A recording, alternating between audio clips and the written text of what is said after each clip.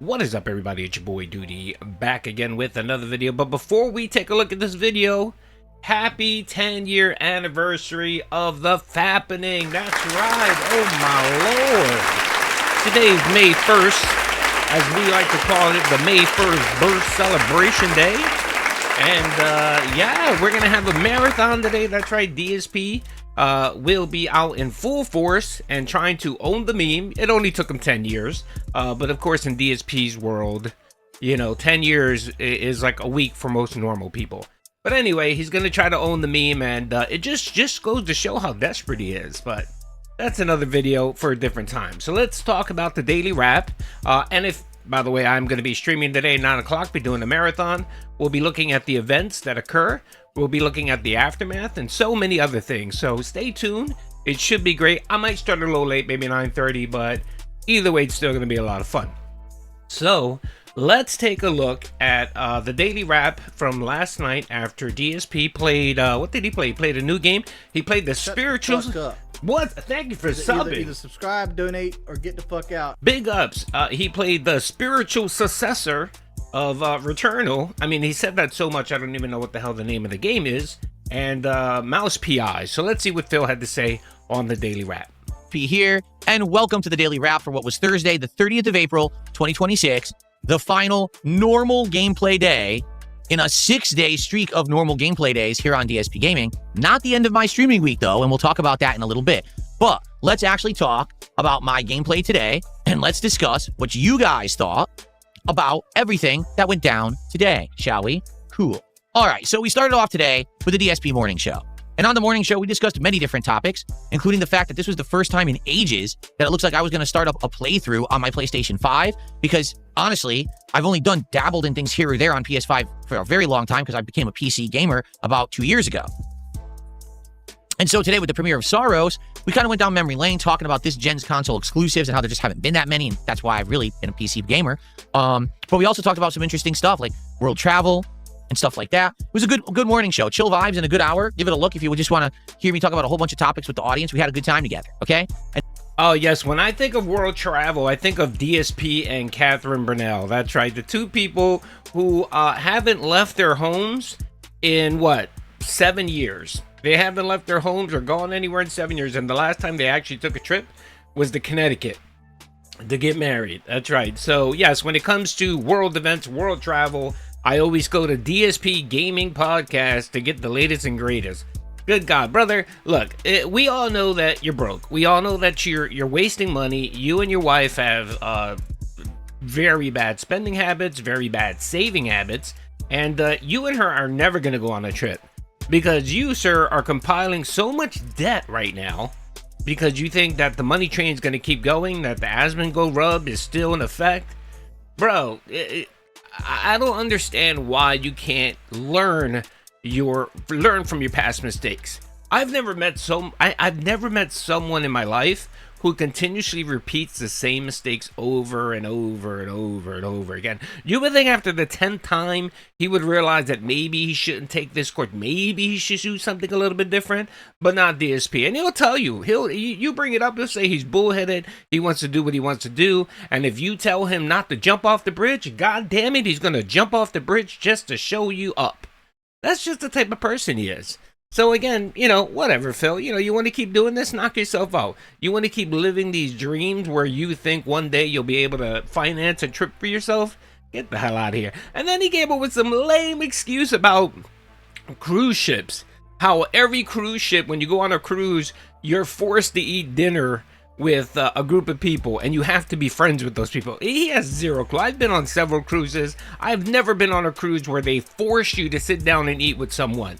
They don't. Usually what most cruises do is they have a night where you can actually sit down and have a very nice dinner. They actually dress up, you know, wear something really nice, and they have a formal sit down dinner with the whole, you know, with as many people as they can. And typically they space it out 3 dinners, and typically, you know, you have a couple hundred people at a given time sitting down and having a meal together. I guess like a very nice restaurant.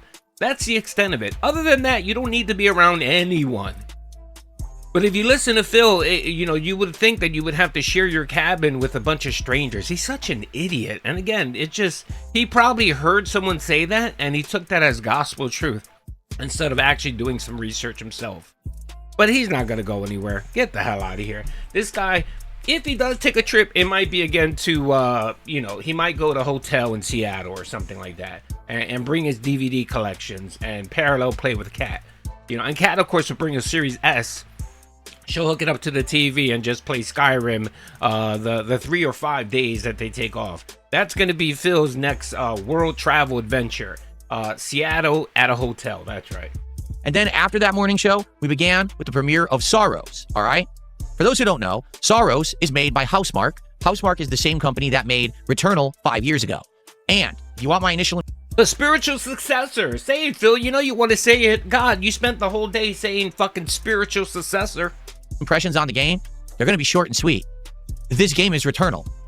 Again, okay? Now, is it exactly the same as Returnal? No, it's definitely not. But it's the same formula. It's a roguelike where you go into a stage, you fight a bunch of enemies, you dodge a bullet hell level of attacks, you absorb certain bullets to get supercharged abilities, you're upgrading things like your damage output, your shields, your speed, the capacity to suck in upgrade currency while you're playing, etc. In fact, if you've played Returnal and you play Saros, you're immediately going to feel at home, as if like you never stopped playing, because it really is the same kind of game, all right? So what is the definitive difference? He just annoys the shit out of me. This is what I'm talking about. This is his review. It's the spiritual successor of another game. Why does every game have to remind you of another game?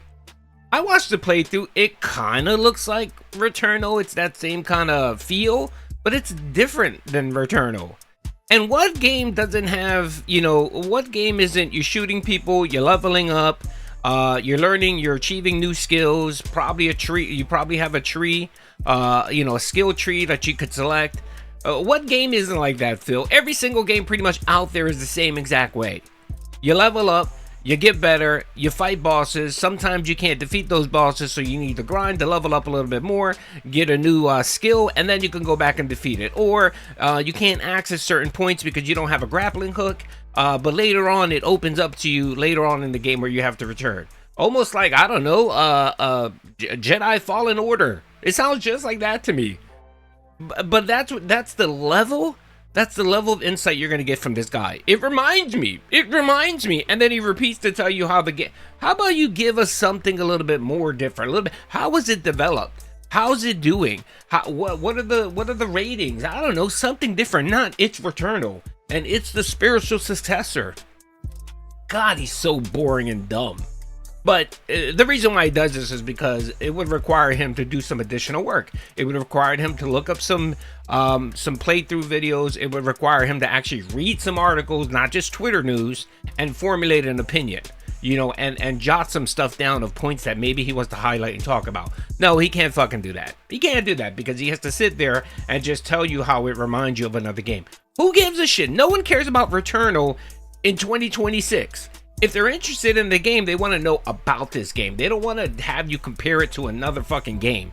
And he does it with everything. Every fucking game he plays, he wants to tell you how it's like this game. Like that's some type of frame of reference, and he's giving you some insight. I could have looked at that game and told you it looks like Returnal. What again, Phil? You were supposed to be providing a different take or a different insight and being entertaining. You sitting here regurgitating what everyone knows? Maybe except for Jay. Jay may not know. He may be oblivious. He's too busy with Marvel Rivals. But you're regurgitating the same shit everyone already knows. I'm not even interested in the game, but I already know what the game is about. And I already know, yes, it reminds me of Returnal. I know that, Phil. How about you provide something interesting? Jesus. Between Returnal and Saros, number one, there's an actual cast of characters with a plot and they're all interacting and talking. Hey, there's a cast with a plot and they're interacting? Get the fuck out of here, Phil. Are you serious? Wow. If you remember in next you're going to tell me that there's levels. Yes, that's going to be the next thing the next insight you provide.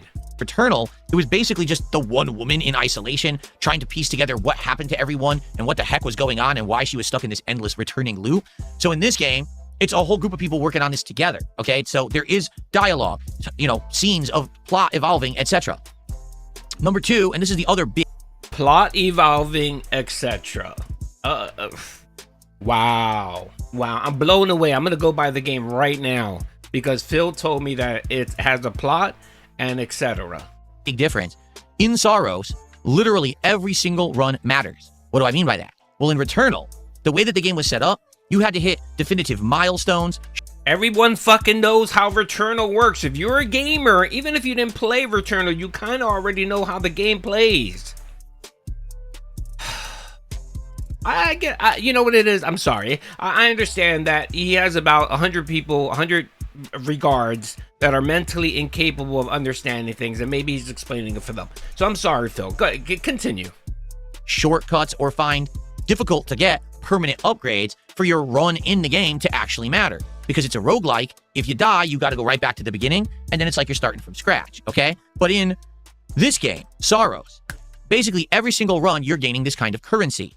And this currency can, every single time you die, be used to upgrade. So, even though I died on my first run and never even got to the first boss, I was able to go back to the base hub and upgrade my health, upgrade my damage, upgrade my ability to collect this currency, and a few other things. And when I rushed in for the second run, I did better. So basically, as long as you keep playing and learning and upgrading, you're going to eventually beat the game.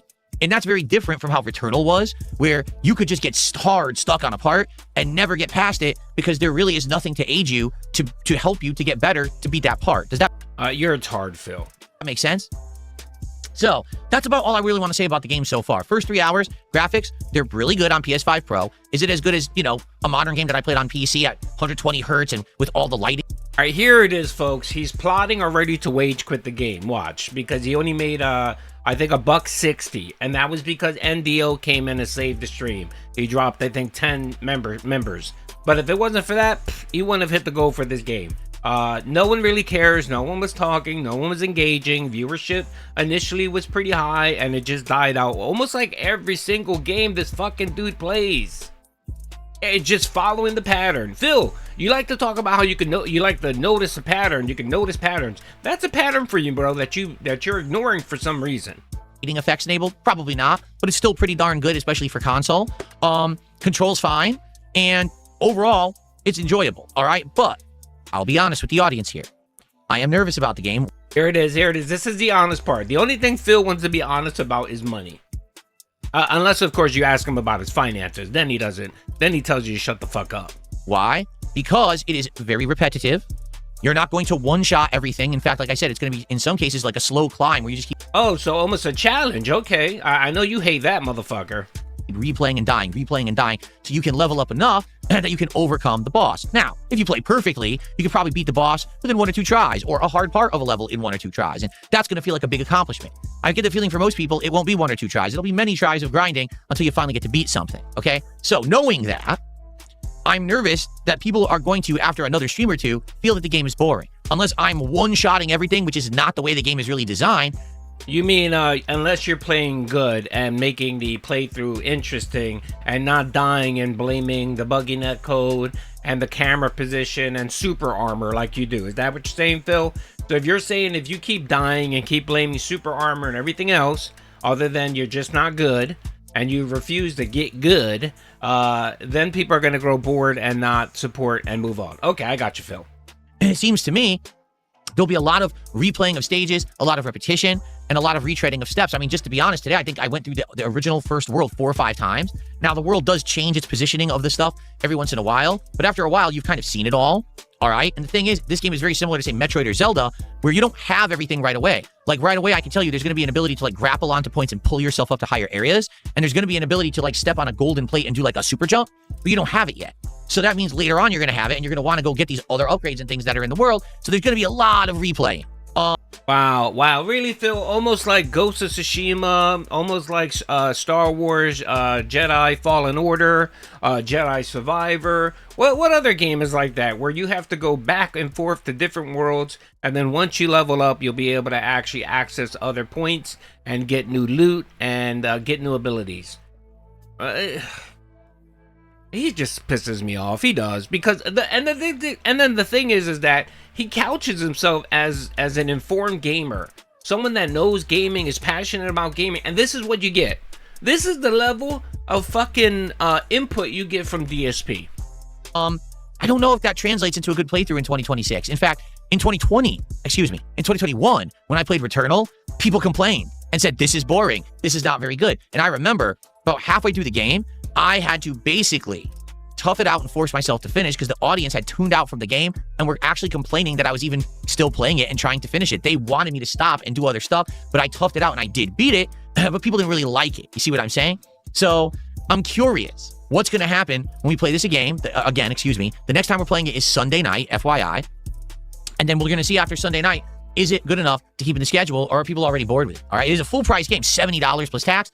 We did have a stream that was well supported. I want to say that by the end of the stream, I made like maybe $160 or something like that. So certainly I'm not complaining. But at the same time, I had the feeling that some people... I'm not going to complain, but listen to me complain. But we're already getting bored with the game, and that's not a good sign. You know what I mean? So I guess we'll see. Let's see what happens when we play it next. All right. I don't know if people are going to love it or not, but I guess we'll have to pay attention and see what happens. All right. All right, I'm going to tell you what's going to happen. Support is going to wind down. I guarantee the next time he plays this, he won't hit his goal. He's not going to hit his goal. And of course, he's going to bitch about this. He's going to bitch about Pragmata. He's going to say, I don't know why don't people continue supporting this? And this is a new triple, triple game, whatever. The same spiel he says about everything. AAA game. And again, Phil, I don't know how many times I have to say this, but the recurrent theme here is you. The only thing that changes, the game changes, the day changes, your dents change, everything change except for you. But yeah, you keep having the same results. You know what that tells me, Phil? You're the fucking problem. But we can't address that because that would require you to actually do some work. That would require you to actually get good at your job. That would actually require you to practice gaming and get good at gaming. That would require you to read news articles and formulate an opinion. That would require you to be structured in your podcasts, in your streams, and not just simply sit there and read Twitter news or Twitter posts and formulate your opinion based on a tweet. All right, you know what? I'm cutting it short here. Don't forget, folks, I'm going to be streaming. The marathon's going to be fire. I'm pretty sure other streamers are going to be doing marathons as well. Today is the May 1st, and we're here to celebrate. That's right. Round of applause for everyone celebrating the May 1st birthday. Big ups. Alrighty. Hope you guys enjoyed the video.